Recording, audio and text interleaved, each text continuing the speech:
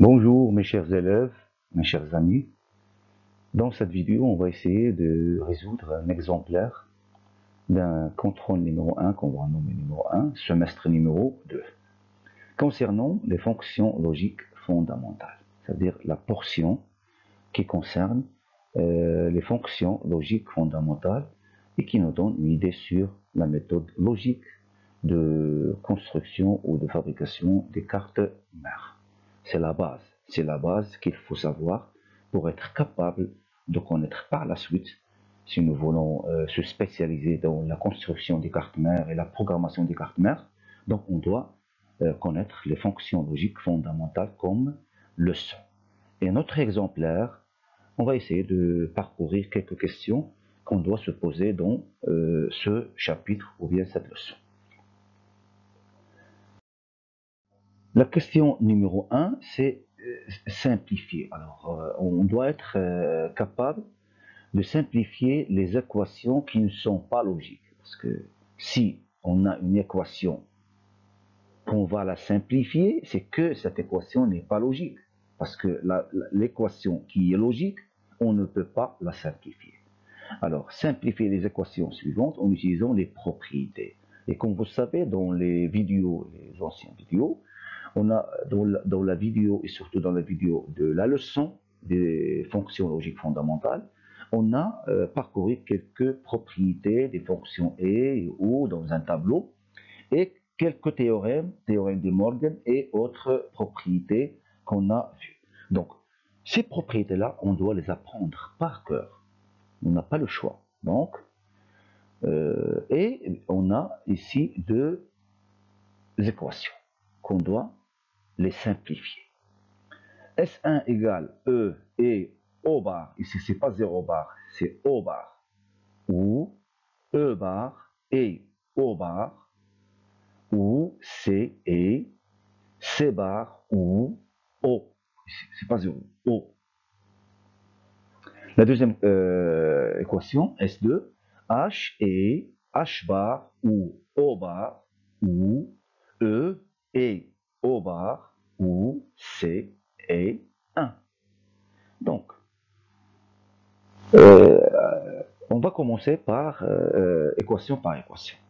On va commencer par l'équation S1. Alors, en parcourant cette écriture logique, on va dire qu'on a ici O bar qu'on a répété ici. O bar, O bar. Alors, on va se poser la question, est-ce qu'on peut factoriser par O bar dans la première vue? Mais il ne faut pas factoriser tant qu'on ne va pas découvrir une propriété. Exemple, O bar, facteur de E ou E bar, donc c'est que E ou E bar, c'est une propriété. Et on va simplifier. Alors, on ne factorise que si on va, par la suite, simplifier. Donc, on va découvrir une propriété avec laquelle on peut simplifier. On ne peut pas factoriser pour factoriser. Non, non. Donc, il faut toujours factoriser pour simplifier. Aussi, ici, dans cette portion de cette écriture, de notre équation, on a ici une factorisation. Alors, on va développer, parce que si on a une factorisation, on développe, et si on a un développement, on factorise. Mais toujours, dans le but, c'est simplifier. Mais grâce à quoi? À des propriétés. Alors, on a le tableau des fonctions et ou, des propriétés des fonctions et ou, il faut apprendre ce qu'il y a dans le tableau par cœur. Et on a deux théorèmes de De Morgan, c'est pour développer les deux fonctions, les fonctions NAND et la fonction NOR, et les autres propriétés qu'on a vues dans la leçon des fonctions logiques fondamentales. Alors ici, on a un facteur en commun, c'est O bar. Alors on va essayer de factoriser. Ici, on factorise par O bar, et ici, on développe. Il faut développer cette écriture, hein, et pourquoi pas, on va trouver des propriétés avec lesquelles on va simplifier.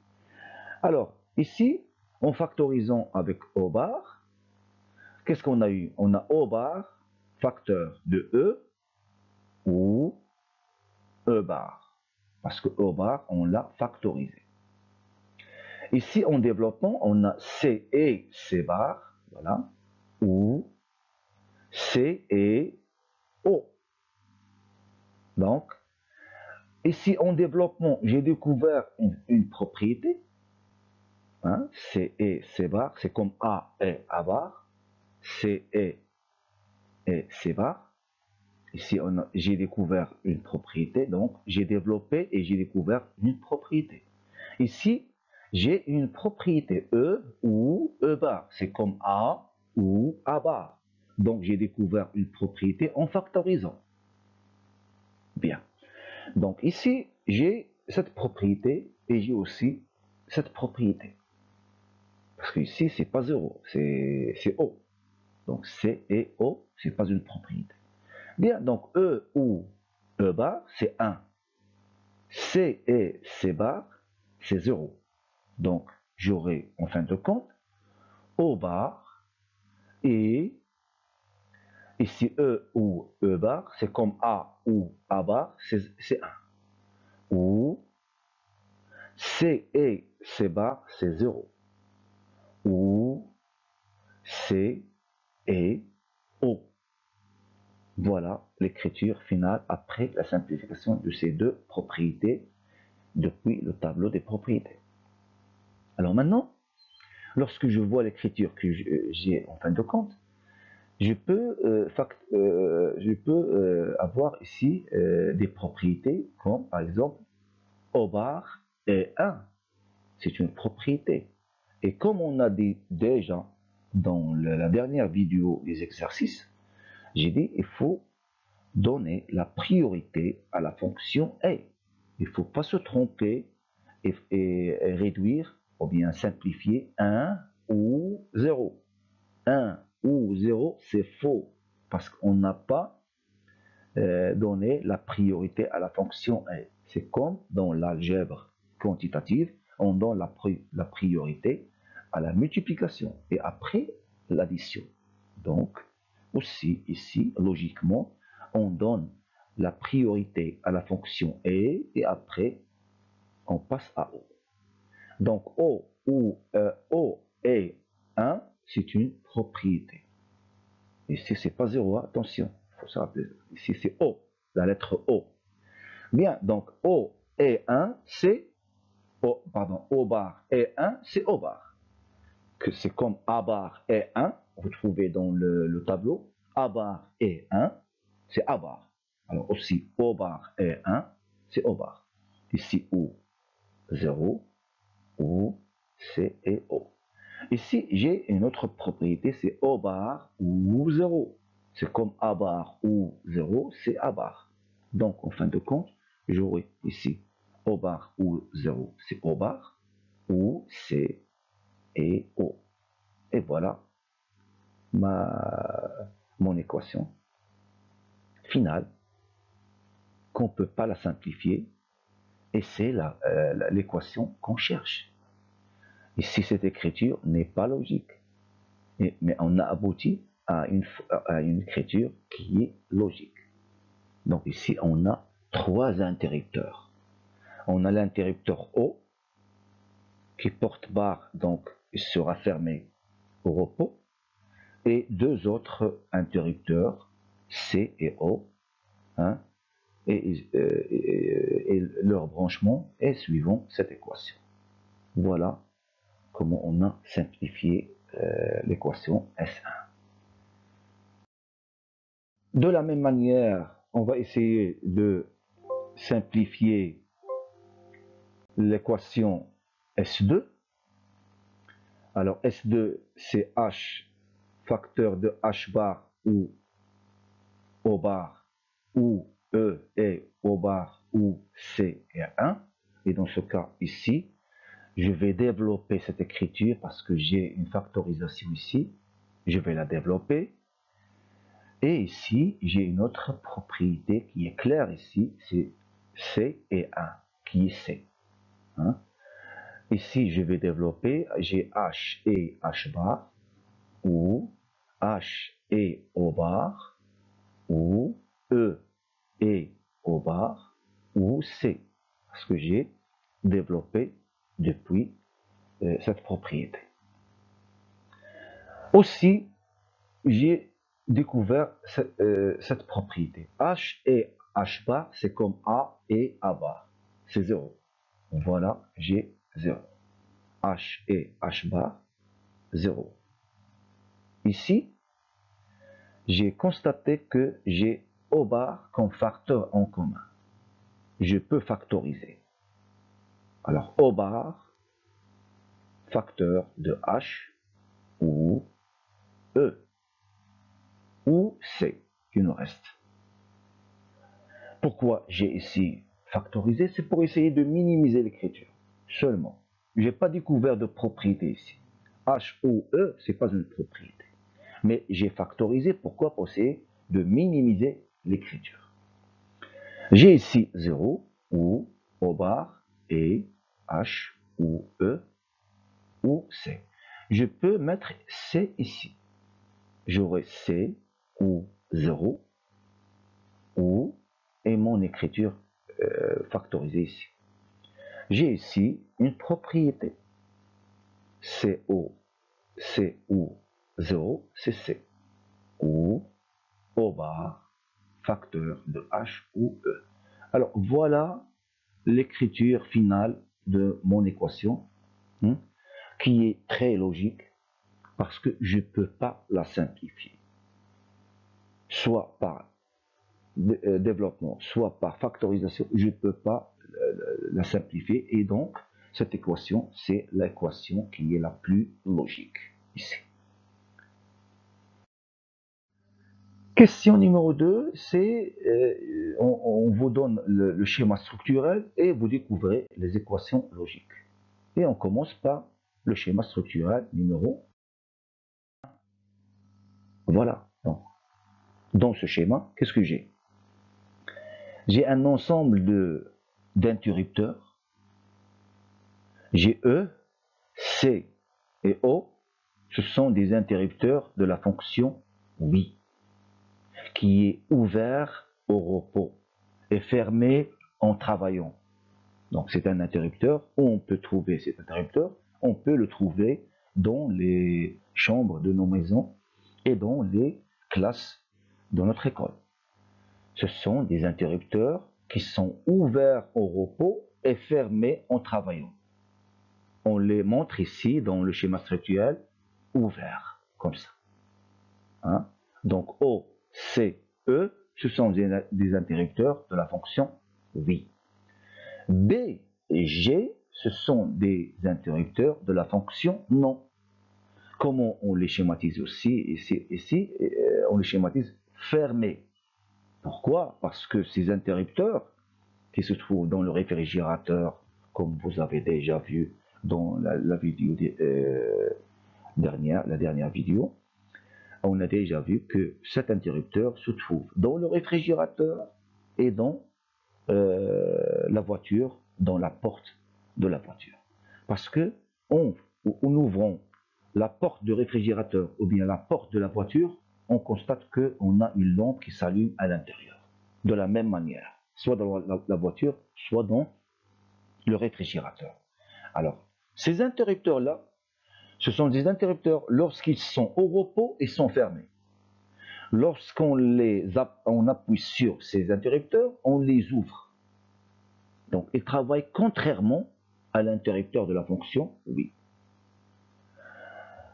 Et on a su comment on schématise cet interrupteur, on a su où il se trouve cet interrupteur et pourquoi il travaille comme ça. C'est comme ça qu'il doit travailler. Hein? En ouvrant la porte du réfrigérateur, je dois avoir une lampe qui s'allume à l'intérieur. Et aussi pour la voiture. Donc l'interrupteur G et B, ce sont des interrupteurs de la fonction non. Dans l'équation, ils portent un bar, ou bien une barre. Donc, lorsque je vais écrire G, j'écris G bar, ici dans l'équation. Mais dans le schéma structurel, il s'appelle GB, donc avec une lettre. Bien, donc, Dans le schéma structurel numéro 1, j'ai un ensemble d'interrupteurs qui sont branchés de cette manière, qui commandent une lampe ici, qui s'appelle L, où l'équation c'est SA. Donc, la variable de sortie, c'est une lampe. Les variables d'entrée, ce sont des interrupteurs qui sont branchés comme ça. 3 interrupteurs de la fonction oui et 2 interrupteurs de la fonction non qui sont branchés de cette manière. Comme vous savez, ces deux nœuds, alors on dit ici que ces deux éléments sont branchés avec ces deux éléments en parallèle. La preuve, c'est cette nœud et cette nœud. Ici, c'est une divergente, ici, c'est une convergente. Divergente, ça veut dire que le courant vient ici jusqu'à cette nœud et il va se partager en deux. Ces deux courants, ils vont se converger ici, ils vont se regrouper ici pour aller vers la lampe. C'est que ces deux éléments, avec ces deux éléments, sont branchés en parallèle. Ces 4 éléments, ils sont branchés avec eux en série. Alors E, il est branché avec tous ces éléments en série. Donc,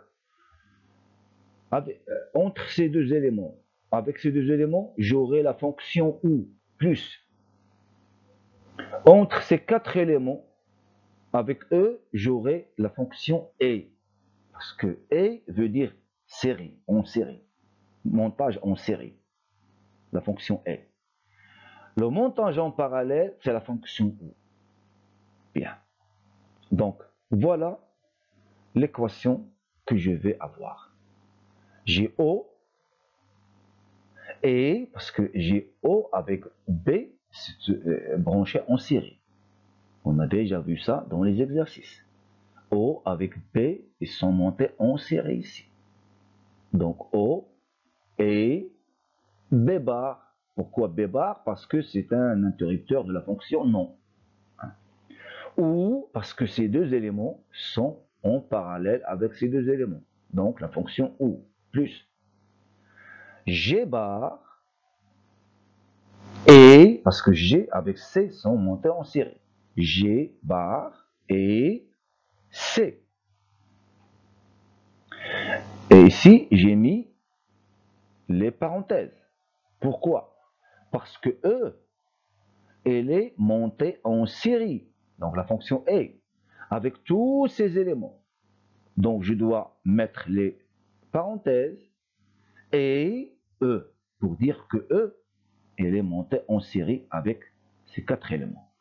Voilà l'équation logique de ce schéma structurel. Donc, si je veux écrire l'équation logique depuis un schéma structurel, je dois savoir, premièrement, comment les interrupteurs ils sont branchés entre eux. Si ils sont branchés en série, donc j'aurai la fonction E. S'ils sont montés en parallèle, j'aurai la fonction O. Et si j'ai un montage hétérogène, ça veut dire un ensemble des deux montages. Donc je dois mettre les parenthèses. Attention, il ne faut pas oublier les parenthèses. Parce que si j'écris par exemple O et B bar ou G bar et C et E, je vais croire que E il est monté en série seulement avec G et C. Non, c'est faux. E il est monté en série avec tout ce groupe-là. Donc je dois mettre les parenthèses. Je peux considérer cette parenthèse comme le nœud convergente, ou bien cette parenthèse avec le nœud divergente. Donc je vais mettre ici les parenthèses, parce que j'ai un autre interrupteur qui est monté en série. Voilà l'équation logique de ce schéma structurel. Le deuxième schéma structurel, de la même manière, avec d'autres lettres. Ici, j'ai A avec E en série, H tout seul, C avec M en série, mais tous ces éléments, ces deux éléments, avec cet élément, avec ces deux éléments, ils sont branchés en parallèle. Pourquoi? Parce que j'ai un nœud divergent et j'ai un nœud convergent. Et j'ai un autre interrupteur O qui est monté en série avec tout ce groupe-là. Donc j'aurai ici des parenthèses. Donc j'aurai ici A bar et E bar, ou H, ou C et M bar, entre parenthèses et O bar. Et voilà, j'aurai cette écriture comme équation logique de ce schéma structurel. Si j'ai par exemple O ici au lieu d'ici, je vais mettre O bar ici au lieu d'ici. J'aurai O bar facteur de A bar et E bar, ou H, ou C et M bar. Question numéro 3. Ici, au lieu d'avoir schéma structurel, j'ai un schéma logique et nous devons découvrir l'équation logique. Et on va commencer par notre premier schéma où il y a des symboles logiques des différentes fonctions.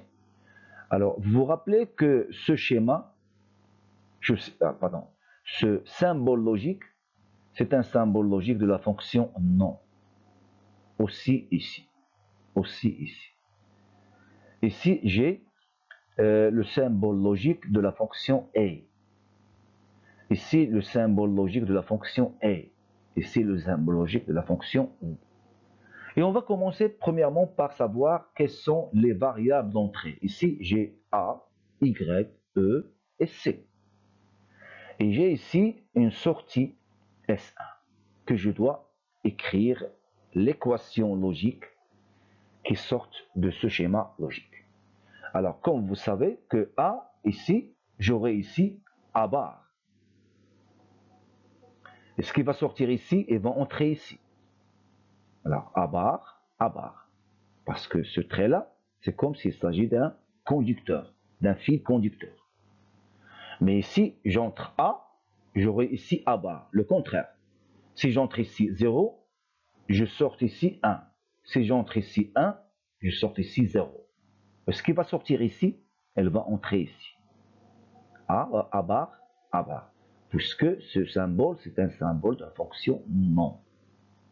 Si j'entre ici A bar, j'aurai ici A. Si j'entre ici A, j'aurai ici A bar. Ici Y, ici Y bar. Parce que c'est le symbole de la fonction non. Toujours. Ce qui va sortir ici et va entrer ici. Ici, j'ai E. Donc, il n'y a pas de changement. Ici, j'ai C. Ici, j'aurai C bar. D'accord? Donc, C bar, je l'aurai ici. Ici, la fonction est. J'ai une entrée qui s'appelle Y bar et j'ai une autre entrée qui s'appelle E. Donc, j'aurai la sortie ici, Y bar et E, puisque c'est le symbole de la fonction et. Y bar et E. Ce qui va sortir ici et va entrer ici. Y bar et E. Alors, qu'est-ce que j'ai ici? J'ai un symbole de la fonction OU. Et j'ai une entrée qui s'appelle Y bar et E. J'ai une autre entrée qui s'appelle C bar. Donc j'aurai une sortie ici qui s'appelle Y bar et E ou C bar. Parce que OU c'est plus. Y bar et E ou C bar. C'est ce qui va sortir ici et ce qui va entrer ici. Maintenant j'ai un symbole de la fonction E. J'ai une entrée qui s'appelle A bar et j'ai une autre entrée qui s'appelle Y bar et E ou C bar. Alors là, la deuxième entrée, il y a plus. Et on a un symbole de la fonction E. Donc je dois mettre ici les parenthèses. Donc j'aurai A bar facteur, ça veut dire E, facteur de Y bar et E ou C bar. Et je ferme la parenthèse. Et voilà mon équation logique de ce symbole ou bien de ce schéma logique où il y a des symboles des différentes fonctions logiques fondamentales.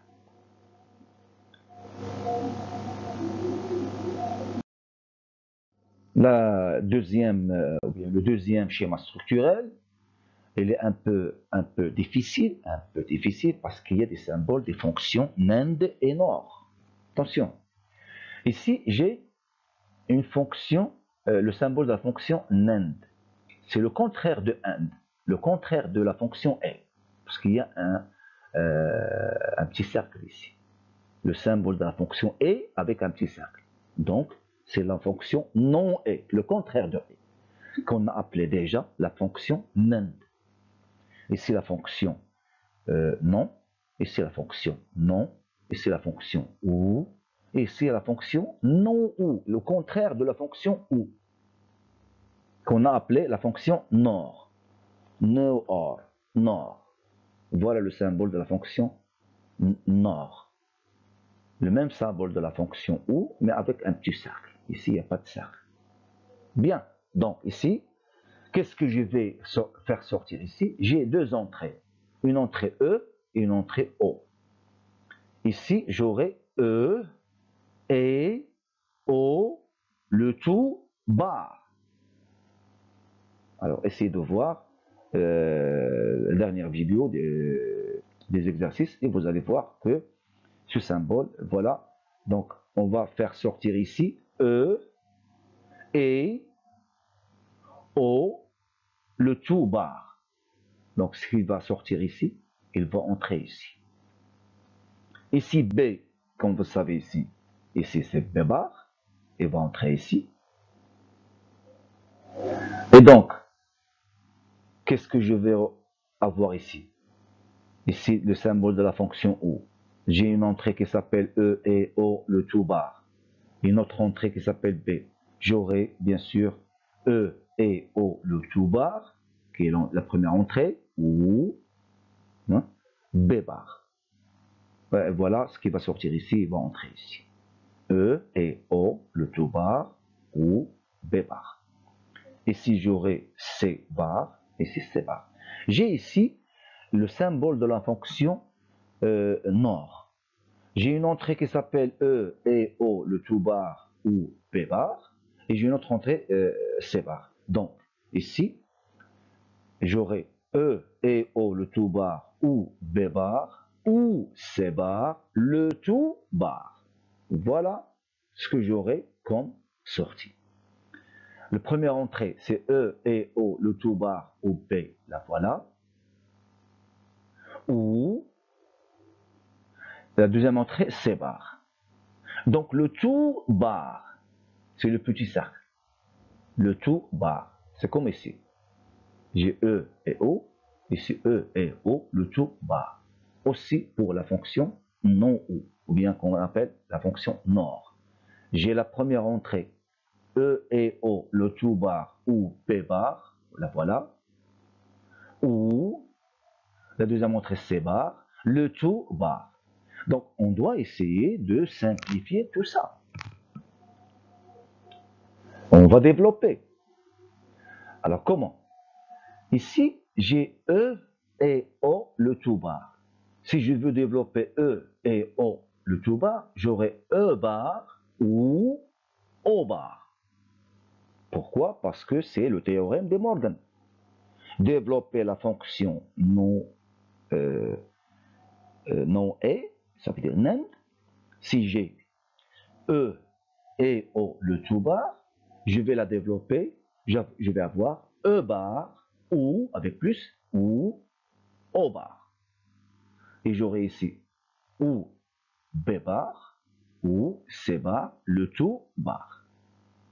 Alors j'aurai E bar ou O bar ou B bar ou C bar, le tout bar. Donc, mais après, j'aurai quoi? Ici, on a écrit ce qu'on a obtenu. J'ai développé E et O, le tout bar. J'ai eu E bar ou O bar. B bar, on l'a eu déjà. C bar, déjà. Le tout bar. Alors, si je veux développer l'écriture suivant le théorème de Morgan, le deuxième théorème de Morgan, si j'ai une écriture où il y a ou, le tout bar, je vais avoir E bar bar, et O bar bar, et B bar bar, et C bar bar. Et comme vous savez, une lettre où il y a deux barres, donc on élimine les deux barres. Donc j'aurai ici quoi? E et O et B et C. E et O et B et C. Parce que barre, barre, donc on l'élimine. Ou bien on écrit E, O, B, C. Je peux mettre ici les points, comme je peux éliminer les points. Voilà, ce schéma structurel, c'est un peu difficile. Donc on a essayé d'introduire le développement suivant les théorèmes de Morgan. Donc, essayez de voir votre cours et essayez de développer suivant le théorème de Morgan. Et savoir quelle est la différence entre un symbole d'une fonction, par exemple, ou, et une fonction non ou, qui s'appelle la fonction nor. Aussi la fonction non et, qui est la fonction nend. Voilà le symbole de la fonction nend. Toujours les entrées, c'est et, mais le tout bar. Ici, c'est ou, mais le tout bar, parce qu'on a un petit cercle ici. Donc, il faut se rappeler de ça convenablement. Le quatrième et dernière question, on a ici un tableau. Hein, voilà. J'ai des variables d'entrée, A et C. Si A égale à 0, alors A bar qui est le contraire de A, donc j'aurai 1 ici. Si C, on a 1. C bar qui est le contraire de C, donc j'aurai ici 0. Ici A ou C, ça veut dire A ou C, veut dire 0 ou 1. 0 ou 1. 0 ou 1, c'est 1. Pourquoi? Parce que 0, c'est quoi? 0, c'est comme un fil coupé. Et 1, c'est comme un fil attaché. Si j'ai deux fils, un coupé et l'autre attaché, et ils sont en parallèle, parce qu'ici, il y a la fonction ou. Ou veut dire parallèle. Alors, si j'ai deux fils, un coupé et l'autre attaché, le courant va passer. À travers quoi? À travers le fil qui est attaché, qui est C dans ce cas, qui est 1. Donc j'aurai le résultat 1. A ou C, le tout bar, c'est le contraire de A ou C. A ou C, le contraire de A ou C, c'est A ou C, le tout bar. C'est la fonction non ou, c'est la fonction nor. Hein, si vous vous rappelez. A ou C, le tout bar, c'est le contraire de A ou C. Si A ou C égale à 1, donc A ou C, le tout bar, c'est 0. Ici, A et C. J'ai pas mis ici point, mais c'est comme, c'est la même chose. A et C, ici la fonction est. Alors c'est comme si j'ai 0 et 1. J'ai un fil coupé en série avec un fil parallèle. Pardon. Un fil coupé en série avec un fil attaché. Est-ce que le courant va passer? Non, parce que tant que le fil coupé est en série avec le fil attaché, le courant ne va plus passer. Donc A et C veut dire 0 et 1 est toujours égal à 0. 0 et 1 égale à 0. Il faut toujours imaginer 0 comme un fil coupé et 1 c'est comme un fil attaché. La fonction A veut dire série, montage en série. La fonction OU, qui est plus, c'est le montage en parallèle. Voilà, donc il faut essayer d'imaginer ça dans votre cervelle. A et C, son contraire, qui est A et C, le tout bar, c'est la fonction NAND. Hein. A et C, le tout bar, il y a le contraire. C'est le contraire de A et C, donc si A et C égale à 0, donc A et C, le tout bar, c'est 1. Maintenant, A bar ou C bar? A bar ou C bar? On va prendre ici A bar comme 1, C bar comme 0, et on va dire 1 ou 0 veut dire A bar ou C bar. 1 ou 0. Un fil attaché en parallèle avec un fil coupé, donc le courant va passer à travers le fil attaché. Donc j'aurai ici 1. A bar ou C bar, c'est quoi? A bar ou C bar, c'est le développement de la fonction NAND qui est A et C le tout bar. Si je veux développer A et C le tout bar, c'est A bar ou C bar. Et c'est la preuve que A et C le tout bar, qui est 1 ici, c'est la même chose que A bar ou C bar, qui est 1 ici. Donc cette écriture est égale à cette écriture. C'est la preuve que le théorème de Morgan est juste. A bar et C, c'est le développement de quoi? C'est le développement de A ou C le tout bar. C'est le premier théorème de De Morgan. A ou C le tout bar, c'est A bar et C bar. Alors on va voir. A bar c'est 1, C bar c'est 0. Donc 1 et 0 veut dire un fil attaché en série avec un fil coupé. Donc le courant ne va plus passer. Donc j'aurai A bar et C c'est 0. Et c'est la même chose que A ou C le tout bar. Parce que le développement de A ou C le tout bar, c'est A bar et C bar. Et c'est pour ça que ici, lorsqu'on a 0, automatiquement ici on aura 0. Donc c'est la preuve, c'est la démonstration que si je veux développer A ou C le tout bar, je dois écrire A bar et C bar. Et si je dois développer A et C le tout bar, je dois écrire A bar ou C bar. Voilà, donc la question numéro 4 a fini. Donc j'espère qu'on a essayé d'avoir une idée sur notre contrôle numéro 1. Qu'est-ce qu'on aura comme questions? Quels sont les types de questions, hein? Quelles sont les choses qu'on doit apprendre depuis le cours et quelles sont les pratiques qu'on doit apprendre en s'exerçant avec des exercices. Avec plusieurs exercices, je peux atteindre la méthode avec laquelle je dois répondre à ce genre de questions. Merci de votre attention et à bientôt.